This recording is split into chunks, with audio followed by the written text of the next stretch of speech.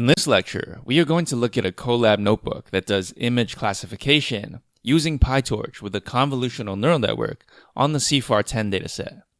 This lecture is going to walk you through a prepared Colab notebook, although a very good exercise, which I always recommend, is once you know how this is done, to try and recreate it yourself with as few references as possible.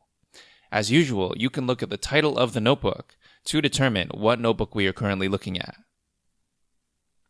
Alright, so there are a few major differences at the start of this code. First, you can see that the imports are almost the same as before, except that we also import torch.functional. You'll see how that will be used very shortly. I like to introduce these new things when there's not much else going on, so that you can learn about different ways of doing the same thing, which could be useful in the future. Next, you'll notice that we're importing the CIFAR 10 dataset, which is a color image dataset and is even more difficult than FashionMNIST. However, since the dataset is included in Torch Vision, loading it in is just as easy as it was for the previous two datasets.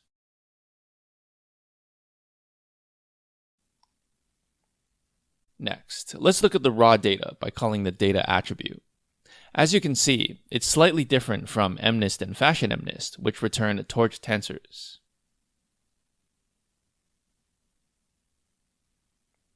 Instead, CIFAR 10 is stored as a regular NumPy array.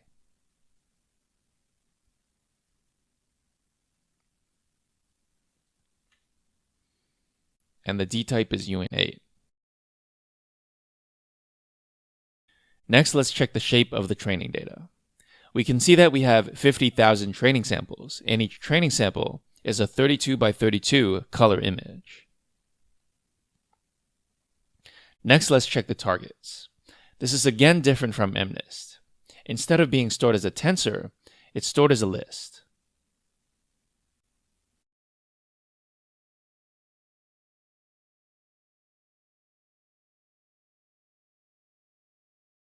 Next, let's get the number of classes k by adding all the targets to a set and then taking the length of that set.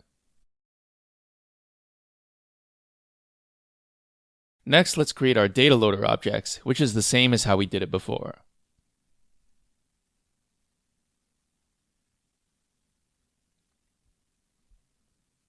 As mentioned previously, here's a good opportunity to look at one of the quirks of PyTorch. If we look at the shape of the data yielded by our data loader, we see something interesting. The batch that's yielded by the data loader has shape 1 by 3 by 32 by 32. This should seem strange to you because now the color channel comes before the spatial dimensions instead of after. PyTorch hides this detail from you by getting you to use data loaders and special dataset functions.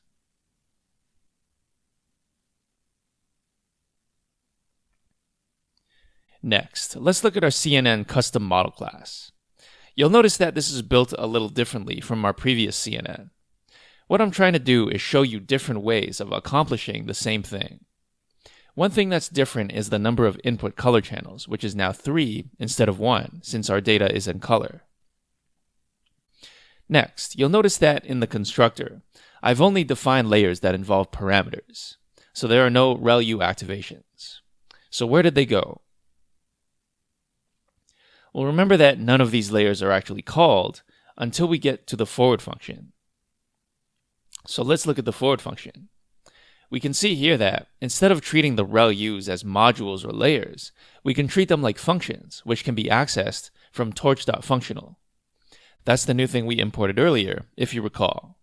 In fact, dropout can be applied this way as well.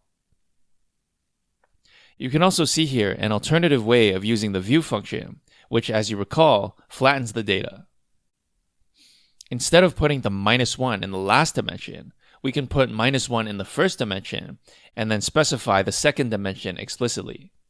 This isn't any extra work for us because we had to calculate this value anyway inside the constructor. So you can see 128 times 3 times 3, both in the constructor and in the forward function.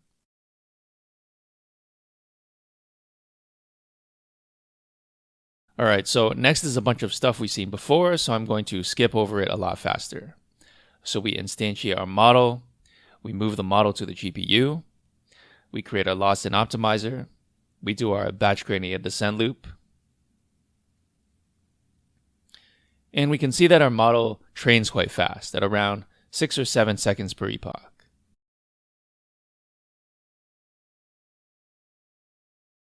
If we look at the loss per iteration, it seems to look okay.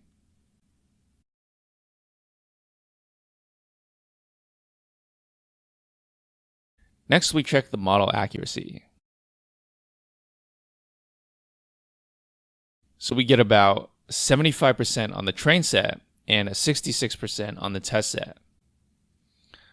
Of course, this is going to vary depending on several different factors. So when you run this, you might get a slightly different answer. But clearly, this is a much more difficult dataset than MNIST or Fashion MNIST. Next, we look at the confusion matrix.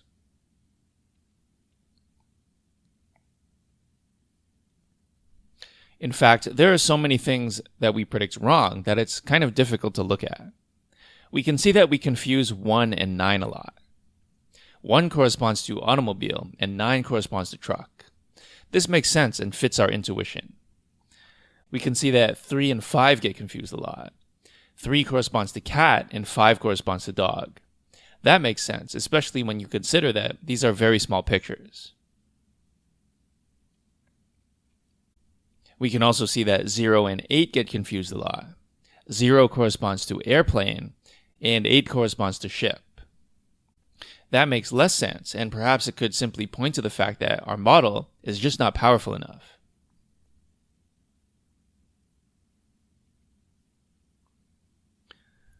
So if we scroll down to the bottom and we look at some misclassified samples, maybe we can make sense of these results. So here's a horse predicted as an airplane. That does not make sense at all. Here's a bird predicted as a deer. That kind of makes sense. Here's a truck predicted as an automobile. That kind of makes sense. Here's a cat predicted as a bird. Looks like a small blob, so that kind of makes sense.